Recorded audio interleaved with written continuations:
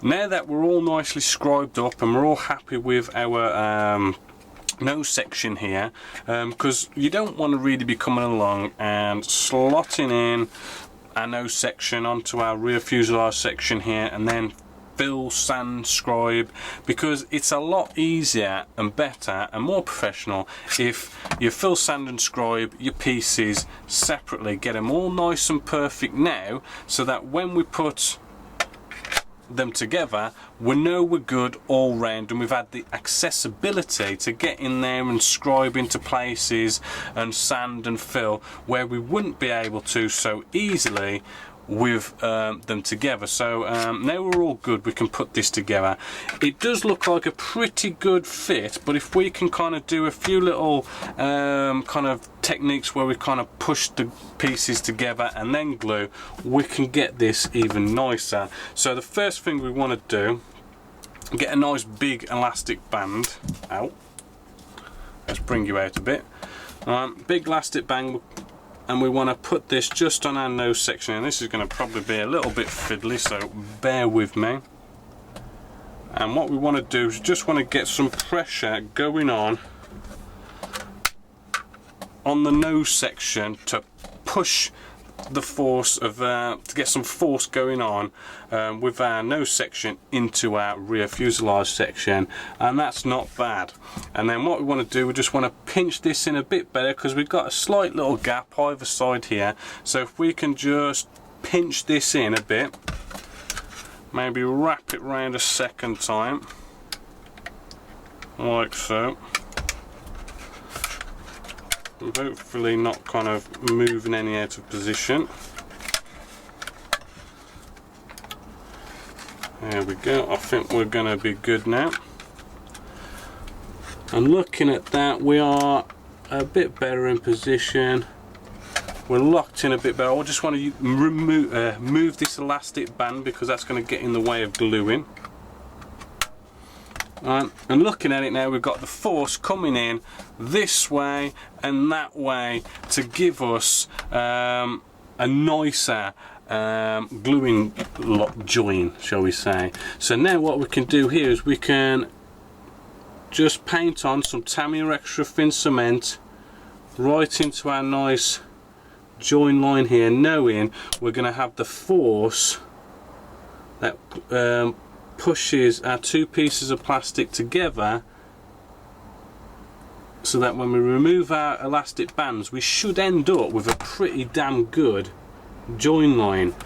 Because sometimes, I mean, if you put glue down and you don't have some sort of a force pushing the two pieces of plastic together, you're gonna get some pretty nasty gaps.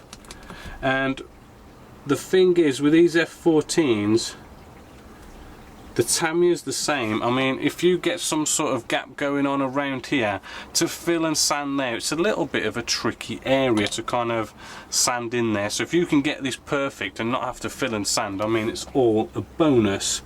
And I think we're all good there now, this side anyway. The underside, let's see how we're looking the underside. Yeah, let's see if we can get in there and get some glue in here as well.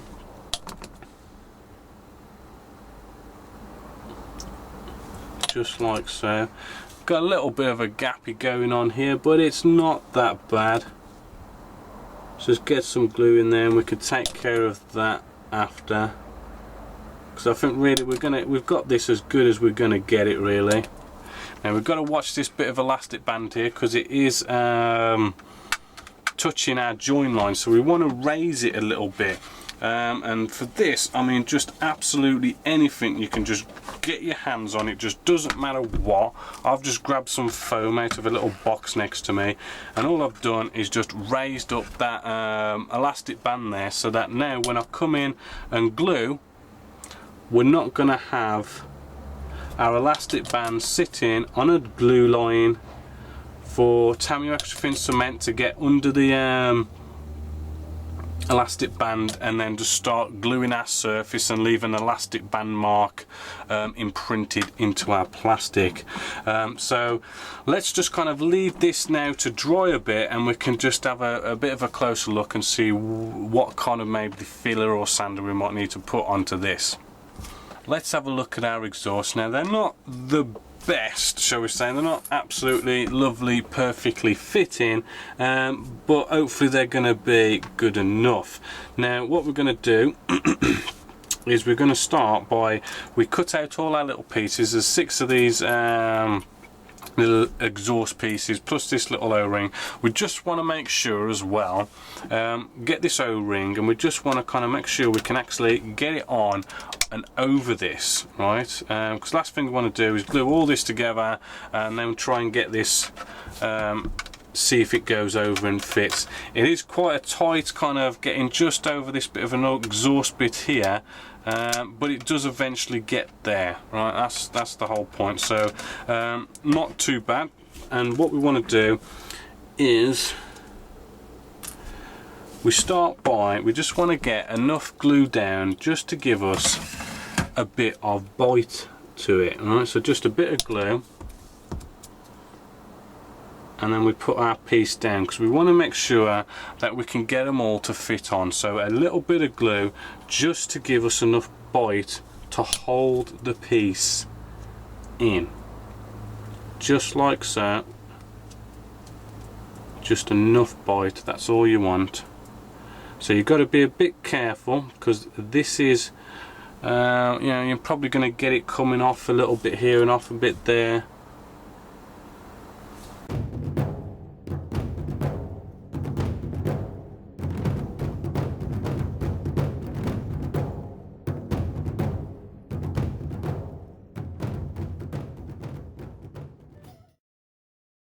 Now we've just gone around, put all them on, and we've got just enough glue on there that just gives it enough bite, just so as we can actually keep it on. Now what we want to do is we want to get some pliers here. I just want to try and hold this without actually touching it. Now what we want to do now is maybe just go around and give it a little bit more glue, because we've only given it just enough bite to just hold it on, because we didn't want to get to like the last piece and it not fit and we have to rearrange all the other pieces or something like that. But because we've glued it in really tight, we're kind of like trying to rip it off. So that nice little bit of glue gives us just a bit of bite so we can rip it off if we need to, if it doesn't all fit.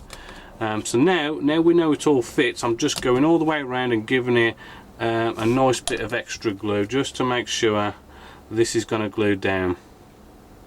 Now the one thing is about this is in between each piece we've got a little bit of sort of a gap that we want to come in and get some of our Tamiya extra thin and just brush down each join line, and hopefully what's going to happen here is most of the gap is going to be welded together by the Tamiya extra thin cement, and hopefully we ain't going to have a problem with that. And you might have to push some of these forward a little bit or something like that, just to get them to come together and hopefully give us a nice exhaust. Now this is a little bit fiddly and a bit kind of, you've got to play around with it a bit, and from the last one I did, you know, you probably could sadly have to do with coming back and doing a little bit of filling, a little bit of sanding, and then potentially a little bit of rescribing, which you know, sadly I didn't want to have to do something like that with something like this, but that is potentially what you're going to have to do if you want to get it really, really nice. I mean, it doesn't look too bad as it is. It's just, you know, if you want to get it really, really nice, a little bit of fill, a little bit of sander, just to get rid of some of these tiny little gaps that have been left, and get it all nice. To be honest with you, I would probably recommend going out and getting some sort of resin aftermarket parts, because I mean this, I mean, I personally don't like these exhausts that much, but then again, I mean, once we've got it all sprayed up and everything, it might look quite good. But I wish I'd gone off and got some resin exhaust. Now, I found myself a little problem with the kit, and it has to do with the exhaust section. Now, I was kind of concerned, if you remember, I don't know if you remember, but when we was putting in what was a nice engine section right into here, because this inner exhaust section here goes all the way through, you remember, and glues into our air intake, and I was kind of a bit kind of like, the way they just kind of wanted you just to glue that in, and I kind of thought that it might kind of not sort of fit well this end, and it doesn't actually fit that well this end. It's actually sticking out maybe like half a mil, a little bit more than it probably should, which then doesn't allow us to let's bring you in even closer. It doesn't allow us to slide on our little piece here and then kind of try and get them into these little holes, and it doesn't go right in, and we end up with quite a bit of a gap, because as I say, this inner section is just forward like a half a mil or a mil. So what we need to do here is we need to trim, like I've done with this one, trim so as to show you. As you can see, it fits an awful lot better. And not only that, I mean, you can probably sort of see that where we've put these 6 pieces in to make this circular exhaust, we've got sort of like a few kind of nasty little gaps here and there along around there as well. So that's something we want to fill and sand. So let's try and get this off first. So let's just quickly show you how I got this all trimmed down. Now, it's a simple case of getting some of your pliers like so and just start to cut into it like so and go all the way around.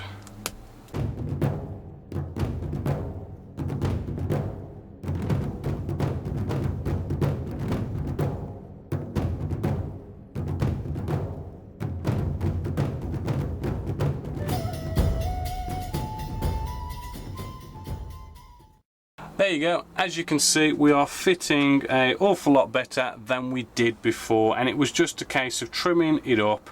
Now actually, I mean, with the internal exhaust area and this exterior exhaust, it does actually look like an half decent exhaust. It's just that whole kind of fit thing. Now admittedly, that whole fit issue there could have just been me. I mean, I could have maybe just slightly placed in our engine here a little bit wrong when putting our 2 fuselage halves together, something like that. You might have actually put it together a bit better than I did, and maybe you won't have that issue. But if you don't have that issue, then fine, you've got no problems. But if you do, just trim it up, just trim the actual kit part up a bit, and you should be able to slot it on nicely.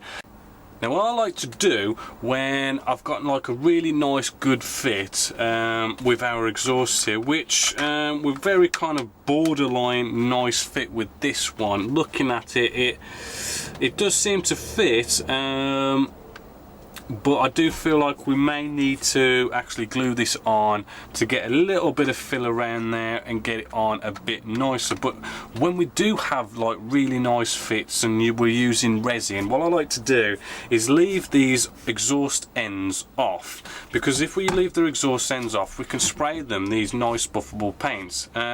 Because what would happen if we glued on our exhaust end here and then we sprayed on our natural metal finish paint here, buffed it all up, it will look absolutely gorgeous, and it's probably the best looking natural metal finish paints you could probably get, because you can buff them up really nice and natural metal finish. But the problem is when you do these kind of things is you come along, spray on a gloss coat, and it kills off the natural metal finish a bit. It darkens it up and it changes the tone slightly, and then you come along and you may want to put a matte coat on right at the end, and obviously you're coming along and putting a matte coat basically onto your exhaust end here, so it kind of basically ruins the natural metal finish. That is the problem with these. I mean, it still looks good. It's just, if you can like forego the gloss coats, the matte coats, and you just leave this bare natural metal finish, Mr. Metal colour, and just buff it up, it will look so much nicer. So that's why I like to leave these off if you possibly can, because we can buff spray them, buff them, and then once we've done all your basically once you've finished the model, we just glue it on right at the end, and it will look a million times better if we do it that way. So that's just a little tip if you want to kind of do those natural metal finishes with these.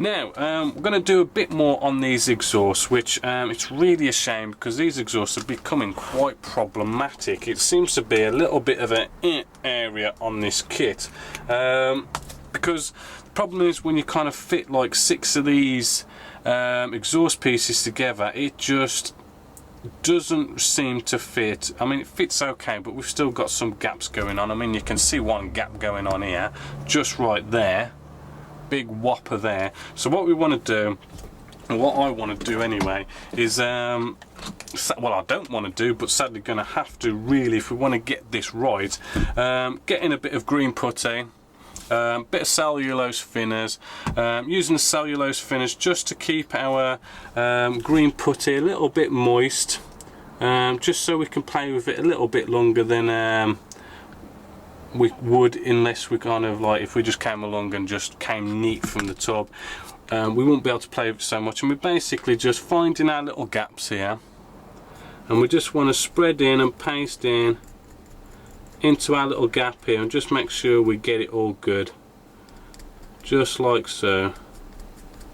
And we may as well go around to all the gaps and just give them a little bit of a fill, a little bit of a sand, let it dry. Well, let it dry first and then give it a bit of a sand, just so we can get these exhausts all nice. Because if there's areas on a model you kind of want to be nice, it's the cockpit and the exhaust. I mean, the exhaust can look really nice if you take some time with it, and the same with the cockpit, and it just gives it that nice bit of extra life and detail. So I'm gonna get all these done.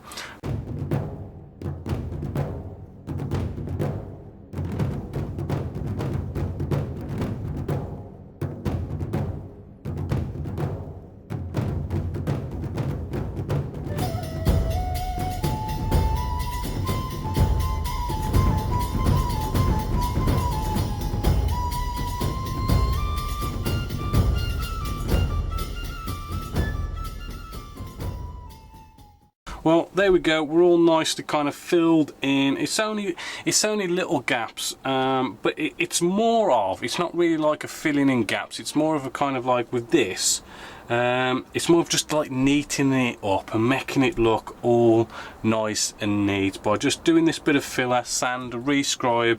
You know, it's just going to look all nicer and neater, and it's just going to give it that bit more of a professional finish. Because although, I mean, I have kind of harped on about these exhausts with this kit, but I do think with that time and effort, you know, because it's got this inner exhaust and this outer exhaust going on here, I do think they're gonna look actually rather smart for out of the box. It's just they're a little bit problematic and they need a little bit of extra work, say, but I do think they're gonna look good. But what we want to do now is kind of basically leave a bunch of this stuff to dry now. As you can see, we're all nicely glued in now. Our nose section and fuselage section have nicely come together to make one, and it's not a bad fit. That pressure has nicely kind of pushed the plastic together, and I'm seeing just a slight bit of I mean it's a hairline kind of slight little gappage going on here, but a bit of Vallejo plastic putty technique, you know, where you apply it and wipe it away should sort that out. Our kind of join line just going across here, well, I mean, that, give it maybe a day or two to dry, rescribe it in, make it look like a recessed panel line, and that should be good. But that just does not need any filling or sanding or anything like that. That is just spot on, just maybe a little bit of a rescribe on the actual join line, but after a couple of days. Underneath we do have a bit of a nasty bit of gappage going on here, where it's kind of just joined underneath, as you can probably see there. Now before you run off, fill, sand, scribe, you know, just remember that the Phoenix missiles pylons do go on here, so it's quite possible that you can end up putting the Phoenix missiles pylons on top of it and it just covers it up. So so just make sure that you know, you kind of dry fit your Phoenix missiles pylon, just to make sure that you know, you've not got anything you're gonna see, or if you do need to fill, sand or scribe. So just check that out. But what we're going to look at now is our actual cockpit, and basically this is just talking you through a bit of dry fitting, because it's not 100% perfect. There's something not quite going on here. Now what I've already done, I've already glued in our rear panel, but I want to show you gluing in the front panel, because as you can see, this is the front panel in place, and there's just this kind of like Grand Canyon thing going on around our panel. Now if we put on canopy part, you can't really see the Grand Canyon, as you can see with it off, because what you've got to remember is this is all going to be sprayed, so you're not going to see, but you can just, I mean, if you look into the areas what are going to be left clear, you can just see a little bit of gappage. So let's start off by gluing this actually in place, and then we can kind of look at doing a bit of scratch building around it. So I'm just getting some glue, getting it glued in just like so. Where are you going? There we go. A little bit at the top where the instrument panel meets it. Just give it a little bit of a push into place, just make sure we're all good, and that should be nicely locked in. So what we want to do, we want to come along with a bit of plastic card, and we don't have to be mega neat, because as I've just shown you, I mean, we can just see the sides around this panel just a little bit through our clear plastic, and I mean, it is just a little bit, it isn't anything to write home about and go nuts. We just want to lightly give it a bit of a some sort of a fill, shall we say. So basically what we can do, we can get a bit of plastic card, and what we can do is just kind of put it in place, and using your Mark 1 eyeball, just get a bit of a blade and just kind of guesstimate. Right, I don't want to be absolutely perfect with this, because we don't have to be mega perfect. We just want to get a bit of plastic card in there, in this position here. And looking at that, yes, looks good. Seems to kind of butt up against it. I think we're a little bit too wide, so let's give it a little bit of a cut as well, and then we can cut there, so we should end up with this nice little piece here. Let's check and fit, and hopefully, as you can see, that is just going to nicely fit in there. So what we can do here is put a little bit of a blob of glue down, just so we can kind of get it to just bite and hold in place a bit. Just let go of that. Eek. Try and push that up before we drop it. Bear with me. Here we go. Just try not to make too much of a mess. I can see the problem we've got here is we're a little bit too long, so let's just come in while it's sort of in position, give that a bit of a snip. Right, and then we can get that in position like so. Right, now while that's just having a bit of bite, right, let's just quickly test. Right, and that does need a little bit of more of a trim. Right, so actually in some ways we could do with getting this back out. Right, so by just having that bit of a blob of glue, just holding it into place, not actually, shall we say, mega gluing it into place, we've been able to just rip that back out, which is no big deal, and we can just cut this a little bit more. So I mean, basically what we're doing is we're just playing with this until it all nicely fits and everything fits, and it's just a lot of just kind of simply dry fit, dry fit, dry fit, and we just want to make a little bit of a flatter surface so that when we put this on, which does actually seem to fit better now, like so, what's going to happen is when we kind of look through our clear plastic and we look down, what we're going to see is a flat surface rather than the Grand Canyon. So all we need to do there is copy that the other side. Well, actually, I mean, we could do with a bit more glue in there because it was only a little bit just to bite it down.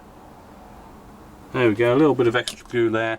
So do it the same side, and we want to kind of make that, well, paint it and weather it black so it blends in with everything else, and you're not going to notice that Grand Canyon going on. Now, I'll do that off camera, but the other problem we've got with this now, it's a bit of a fit issue, and I've got a feeling it's because again, it's a bit like our exhaust at the end here. The exhaust seem to be like half a mil kind of too much going this way, which kind of makes it a little tricky for exhaust ends to go on. But we seem to have the same kind of problem here. It's almost as if the actual cockpit tub is slightly a little bit more raised by, like, I mean literally like half a mil. It's just slightly raised, which then creates this bit of a nasty fit problem, because the instructions want you to put in these little pieces here that kind of make up the sides like so, and then it wants you to put on top your canopy, which in turn what it basically does is it raises this rear canopy section, right? It just raises it enough so that it doesn't line up with our front canopy. So what you end up having is this kind of like a sort of like a 1 mil, sort of half a mil raised step area going on with this canopy. So it basically, I'm just going to show you, I mean, it's basically like that. That's very exaggerated just to kind of show you what I mean, but there's this little step going on here. It's just a little bit raised because I think the cockpit, the tub, is actually slightly raised inside our nose section, which then raises this piece, which then raises our canopy. So that's what's basically going on. So, you know, I wish I could go back and sort it out, but it's already all glued in, so we've already got that problem. So hopefully by you watching this video, when you come round to build the F-14, hopefully you'll kind of maybe check and make sure your cockpit tub is a little bit better fitted than what mine is, sadly. But it's not a big deal. What we can do is simply not put these pieces in, right? Throw them in the bin, forget about them, because what we can do is, if we don't put them pieces in, what happens is our two canopy sections here then do actually line up rather nice, and the way they should do by the looks of it.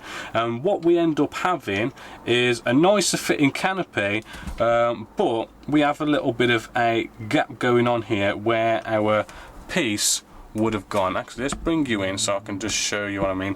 You can see that kind of gap there that's just going on. that's where this piece would have gone, which, to be honest with you, I think HobbyBoss is maybe being a bit too kind of smart, but there you go. We've got ourselves a little bit of gap there. Now that gap will be easily and nicely filled with a nice bit of Vallejo's plastic putty, so I'm not going to worry about that. It's not a big issue. So although I've just harped on all about that, it isn't actually a big issue, because that Vallejo putty will fill it nicely. If you decide to have your canopy open, again, you've got no problems, because I mean, that being like slightly raised, you can still glue these down if you want to and everything. Because with it open, you haven't got to worry about it closing all nice and neat. So that is basically the canopy. Now what I want to do is I want to get this the workbench now ready to show you kind of getting rid of seam lines on canopies and masking, buffing, polishing. You know, let's try and, you know, show you everything to do with canopies now.